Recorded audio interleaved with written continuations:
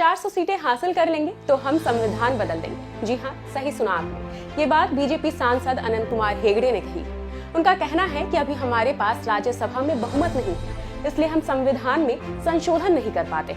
400 seat आने के बाद हम संविधान बदल देंगे। अब आप समझ लीजिए क्यों प्रधानमंत्री मोदी इस बार 400 पार की बात कर रहे हैं, क्योंकि वो इस चुनाव को देश का आखिरी चुनाव बना देंगे और जीतने के बाद देश से लोकतंत्र को खत्म कर तानाशाही की घोषणा कर देंगे। संविधान को बदलने की मोदी सरकार की छटपटाहट बहुत पुरानी है। दरअसल मोदी ने सभी जांच एजेंसियों को अपनी कठपुतली बना लिया है। संवैधानिक संस्थाओं के अधिकार कम कर दिए, लेकिन फिर भी जनता उनके इन फैसलों का विरोध करती रहती है। इसी डर से वे अभी तानाशाही पूरी तरह से लागू नहीं कर पाए। अब वे चाहते हैं कि 400 पार का नंबर आ जाए, तो फिर क्या जनता और क्या लोकतंत्र, देश में सिर्फ तानाशाही ही बचेगी। पीएम मोदी और बीजेपी मिलकर देश को गहरे अंधेरे में फेंक देना चाहती है, जहां सिर्फ अन्याय के सिवा कुछ न हो। आजाद भारत में प्रचंड से प्रचंड बहुमत से कांग्रेस की सरकारें बनी।